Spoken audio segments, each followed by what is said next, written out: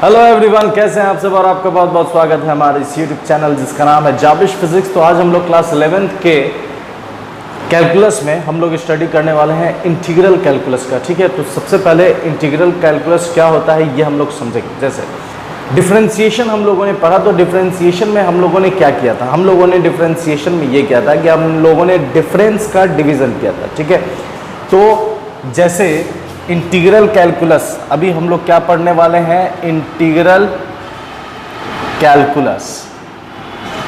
ठीक है, इससे पहले हम लोगों ने डिफरेंशियल कैलकुलस पढ़ा था जिसमें हम लोगों ने dy बाई डी एक्स, जिसमें y जो था वो फंक्शन ऑफ x था। ठीक है, तो dy बाई डी एक्स में एक्चुअली में हम लोगों ने डिफरेंशिएशन में ये करा था कि डिफरेंस का ठीक है डिफरेंस का डिवीजन किया था। तो इंटीग्रेशन में हम लोग क्या करेंगे, तो integration is the reverse process of differentiation. ठीक है, इंटीग्रेशन में हम लोग क्या करेंगे कि डिफरेंशिएशन में डिफरेंस का डिवीजन करा था, तो इंटीग्रेशन में हम लोग क्या करेंगे कि मल्टीप्लिकेशन करेंगे और एडिशन करेंगे। ठीक है, मल्टीप्लिकेशन करेंगे और फिर क्या करेंगे, एडिशन करेंगे। तो ये कहलाया हमारा डिफरेंशिएशन और ये कहलाया हमारा इंटीग्रेशन। ठीक है, इंटीग्रेशन। तो डिफरेंशिएशन और इंटीग्रेशन क्या है ये चीज़ समझ में आ गया होगा। अब यहाँ पर हम बात करेंगे कि इंटीग्रेशन का यूज़ कहाँ करना है। इंटीग्रेशन का जो सिंबल होता है वो एक्चुअली में ये होता है। ठीक है, ये इंटीग्रेशन का सिंबल है। अगर ये इंटीग्रेशन इनडिफिनिट है तो ऐसा ही लिखेंगे, लेकिन अगर इंटीग्रेशन डिफिनिट है तो यहाँ पर लिमिट आ जाएगा। इसे कहते हैं लोअर लिमिट और इसे कहते हैं अपर लिमिट। ठीक है, L lower limit, upper limit, इसे कहेंगे डिफिनिट इंटीग्रेशन।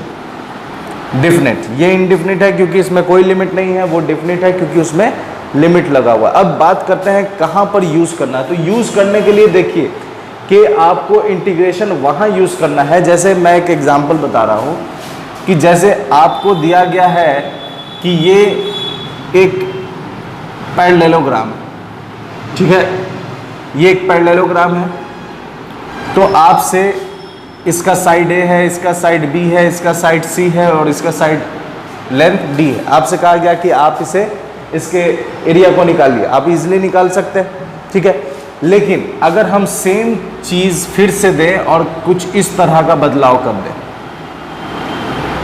और फिर हम कहें कि अब आप एरिया निकालिए ABC। ठीक है, अब आपको एरिया निकालना है तो आप इसमें इजीली निकाल सकते हैं क्योंकि ये सब रेगुलर है, सब एक जैसा है, सबके वैल्यूज़ फाइनाइट है ना, कोई भी वेरिएबल नहीं है। B इजी दिख रहा है, C A D सबका वैल्यूज अच्छे से दिख रहे हैं, लेकिन यहाँ पर A B C तो अच्छे से, लेकिन यहाँ पर ये वाला जो हिस्सा है ये वेरिएबल है। तो यहाँ पर जब ये वेरिएबल है तो यहाँ पर आपको एरिया, अगर ये एरिया निकालना होगा तो आप नहीं निकाल पाएंगे क्योंकि ये वाला एक जैसा नहीं है। यहाँ एक जैसा था, आप इजिली निकाल दिए, ये एक जैसा नहीं। तो इस कंडीशन में, ठीक है, ये पहला चीज़ आ गया आपके दिमाग में कि ऐसे जगहों पर हम इंटीग्रेशन सॉल्व करेंगे। दूसरी चीज़ क्या है कि जैसे अगर मान लेते हैं कि हम किसी चीज़ को धक्का दे रहे हैं, ठीक है, और 10 मीटर तक धक्का देना है, तो जब हम उसे धक्का देना शुरू करेंगे तो हम 0 से शुरू करेंगे। तो आपसे कहा गया कि डिस्प्लेसमेंट है 10 मीटर, आपको इसको 10 मीटर डिस्प्लेस करना है और आप फोर्स लगाना शुरू किए 5 न्यूटन और पूरे 10 मीटर तक आप 5 न्यूटन लगाए। तो आपसे कहा गया वर्क निकालने के लिए आप इजीली वर्क निकाल सकते हैं, 5 × 10 कर दीजिएगा। लेकिन अगर आप फोर्स लगाना शुरू किए और वो फोर्स धीरे धीरे चेंज होने लगा, आप 0 से शुरू किए और वो जाते जाते 10 तक चला गया, मतलब 10 मीटर पहुंचे और आपको 10 न्यूटन तक फोर्स लगाना पड़ा। तो यहाँ मीटर तो फिक्स है, लेकिन आपने जो फोर्स लगाया है वो एक्चुअली में क्या हो रहा है, वेरी कर रहा है। ठीक है, तो उस कंडीशन में वहाँ पर फोर्स वेरिएबल है, यहाँ पर एक साइड वेरिएबल है। तो इस तरह के कंडीशन में आप क्या करेंगे, इंटीग्रेशन यूज करेंगे। अब यूज कैसे करना है देखिए, यहाँ पर हम ये x हो गया, ये फोर्स हो गया। ठीक है, आप ये 10 मीटर 0, आप 10 मीटर तक 5 न्यूटन का फोर्स लगाए। ठीक है, 5 न्यूटन का फोर्स 10 मीटर तक लगा है, आप इजीली निकाल सकते हैं। लेकिन अगर x और ये फोर्स है और ये 10 मीटर है और यहाँ तक आपने ऐसा वाला फोर्स लगाया कि ये 0 से शुरू हुआ और 10 न्यूटन तक गया, तो दोनों में देखिए यहाँ पर एरिया निकालना इजी, यहाँ पर वर्क डन निकालना इजी। यहाँ पर एरिया निकालना थोड़ा डिफिकल्ट है, यहाँ पर फोर्स निकालना थोड़ा डिफिकल्ट है, क्योंकि एक वैल्यू जो है इसके वेरिएबल है, चेंज कर रहे हैं। तो इन सब जगहों पर हम क्या यूज करेंगे, इन सब जगहों पर हम यूज करेंगे इंटीग्रेशन। कैसे यूज करेंगे देखिए, हम क्या करते हैं, यहाँ पर एकदम छोटा सा 2 पॉइंट ले लेते हैं जो एकदम बराबर में हो। ये पूरा वेरिएबल है, लेकिन अगर हम पॉइंट पर काम करें तो 2 पॉइंट अगर हम लेंगे तो वो दोनों पॉइंट एक दूसरे के जस्ट नज़दीक होगा, तो वहाँ पर थोड़ा देर के लिए जो साइड होगा वो फिक्स्ड होगा। तो हम ये ले लेते हैं और इसे यहाँ ड्रॉ कर लेते हैं, ठीक है। तो ये आ गया आपका A, ये तो A है तो ये भी A होगा। अब इसे थोड़ा अगर हम बड़ा कर ले तो आप देखेंगे कि ये कुछ ऐसा मिलेगा, ये A हो गया। ये जो लेंथ है, ठीक है, ये पूरा B है, ये छोटा क्या है, अगर ये पूरा B है और ये छोटा वाला हिस्सा इसी का तो हिस्सा है, तो इसे हम क्या लिखेंगे, DB। अब आपसे कहा गया है कि इसका एरिया निकालिए, तो area into length into breadth, तो ADB। ऐसा ही अगर हम इसमें बहुत सारा लेते जाए, ठीक है, ऐसा ही अगर हम बहुत सारा लेते जाए तो हमको इसी तरह A2 मिलेगा, ADB। तो ऐसा ही लेते जाएंगे तो बहुत सारा हमको मिलना शुरू हो जाएगा। जब बहुत सारा मिलेगा तो हम क्या करेंगे, सारे को जोड़ देंगे। तो हम यहाँ A से ये क्या कर रहे हैं, मल्टीप्लिकेशन कर रहे हैं, और फिर क्या कर रहे हैं, एडिशन कर रहे हैं। तो अगर हमें पूरा एरिया निकालना होगा तो हम A1 प्लस A2 प्लस ऐसे करते जाएंगे AN तक, और जब AN तक करते जाएंगे तो ये देखिए कि ये काफ़ी छोटा है। और अगर A इज इक्वल टू हम क्या लिख सकते हैं, summation I is equal to 1 से लेके I is equal to N और AN। लेकिन जब ये साइज बहुत छोटा हो जाएगा, इतना छोटा, समेशन वहां तक काम करता है जहां पर फाइनाइट हो। लेकिन जब फाइनाइट से भी छोटा हो जाए, बहुत छोटा हो जाए, तो समेशन आपका किस में चेंज हो जाएगा, इंटीग्रेशन में चेंज हो जाएगा। तब यहाँ जो एरिया निकल कर आएगा वो हो जाएगा इंटीग्रेशन DA, ठीक है। और इंटीग्रेशन DA और DA के वैल्यू को आप क्या पुट कीजिएगा, तो ADB। और B का वैल्यू, B, अब देखिए B को कहाँ से कहाँ तक इंटीग्रेट करना है, तो B को अगर मान लेते हैं ये 10 सेंटीमीटर है, तो B को इंटीग्रेट करना है आपको 0 से लेके 10 तक। तो यहाँ डाल देंगे लिमिट 0 से लेके 10 तक। तो इस तरह से इंटीग्रेशन का यूज़ हम लोग करते हैं। तो इंटीग्रेशन का यूज़ कहाँ होगा, ये अच्छे से समझ में आ रहा होगा। अब अगर हम फोर्स की बात करें तो यहाँ भी वही चीज़ है।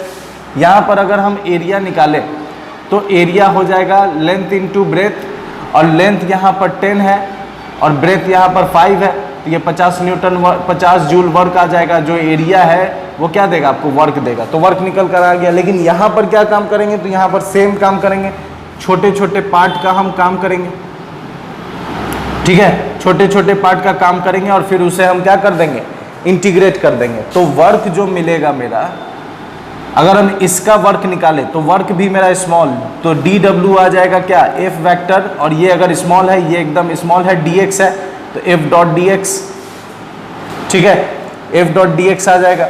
अब इसके बाद देखिए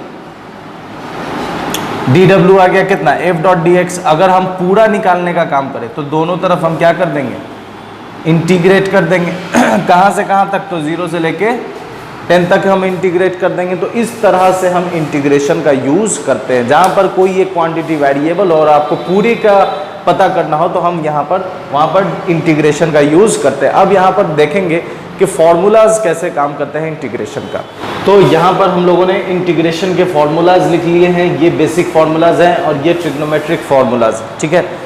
तो सबसे पहले हम देखेंगे कि इस पर कुछ काम करके कि इस पर क्वेश्चन कैसे सॉल्व होता है। जैसे यहाँ पर दिया हुआ है कि जो